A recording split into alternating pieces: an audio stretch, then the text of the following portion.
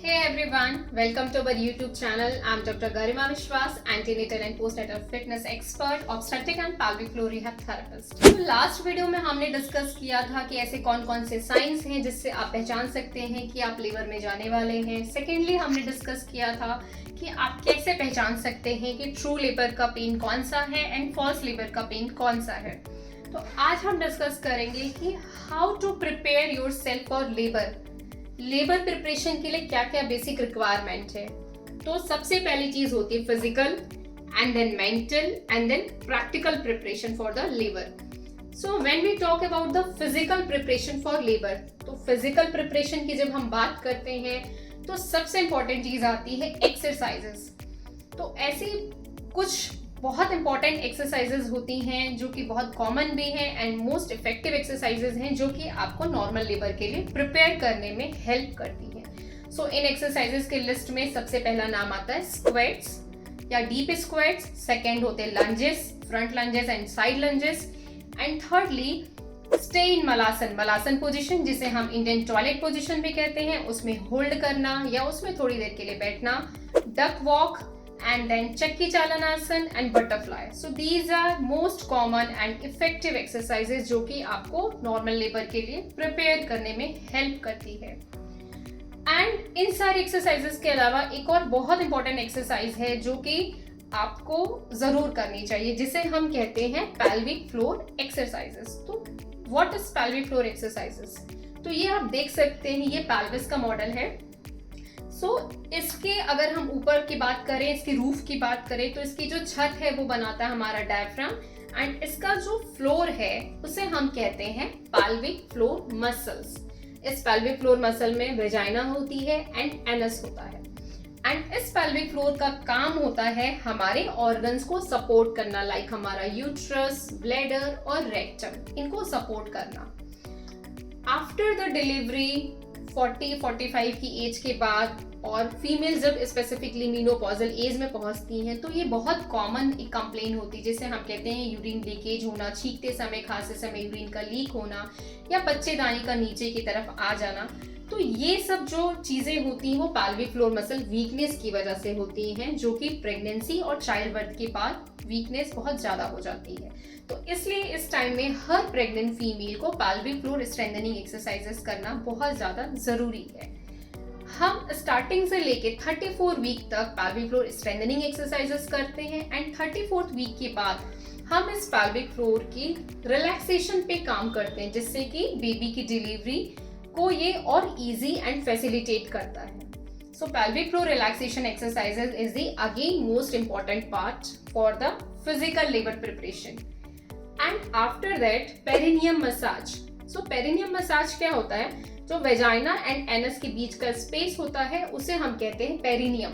तो इस time perineum massage करने से जो नॉर्मल लेबर के टाइम में कट लगते हैं उसे हम काफी हद तक रिड्यूस कर सकते हैं। तो बेसिकली पेरिनियम मसाज आपके टीयर को रिड्यूस करने में, उसे कम करने में हेल्प करता है।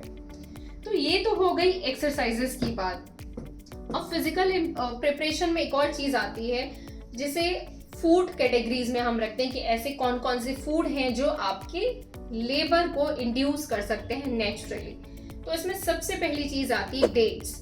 तो रिसर्चेज में भी ये चीज आ चुकी है कि जो डेट्स होता है, जैसे हम नॉर्मली खजूर कहते हैं, वो आपके सर्विक्स को डायलेट करने में, उसकी स्मूथनिंग में हेल्प करता है।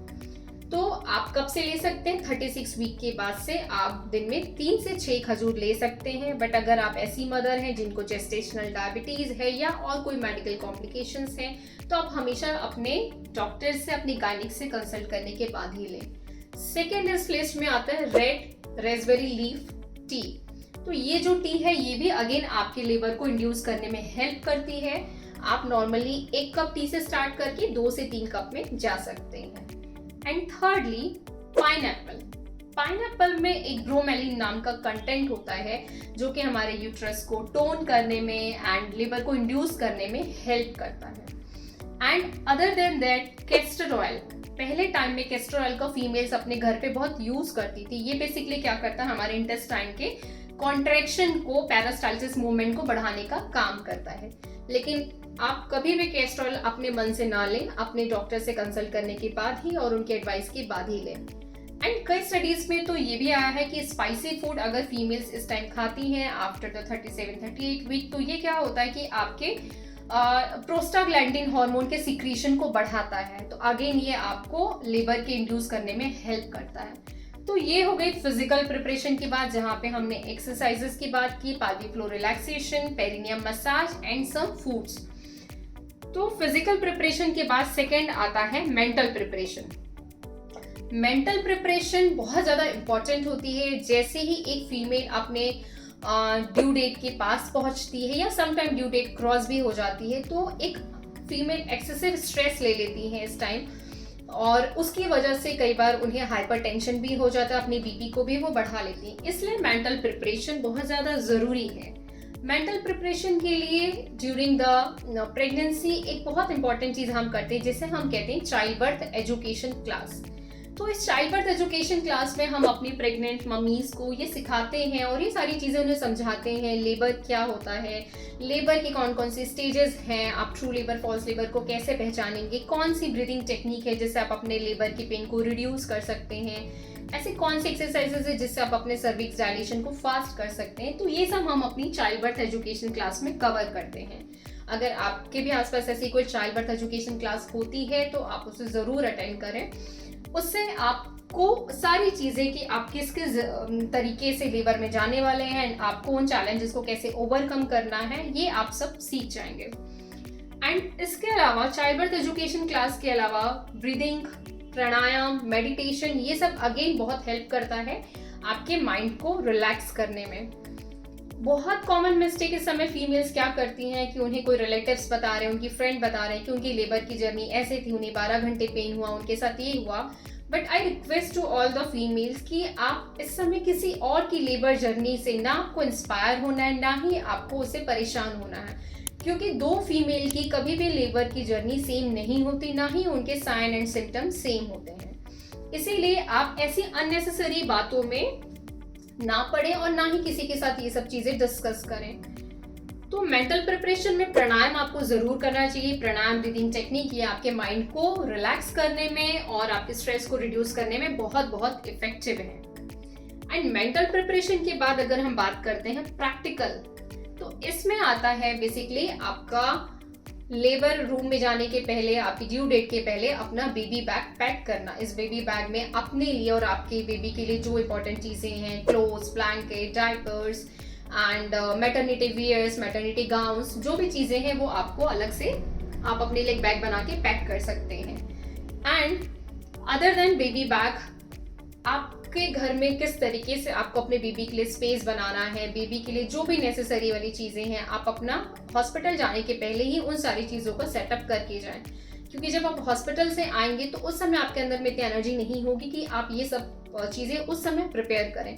तो अगर आप पहले से ही ये सब चीज़ें अपने बेबी की रिक्वायरमेंट के हिसाब से, अपने घर के हिसाब से अगर आप ये चीज़ें पहले से ही प्रिपेयर कर लेते हैं तो आप अननेसेसरी उस समय स्ट्रेस में नहीं आएंगे।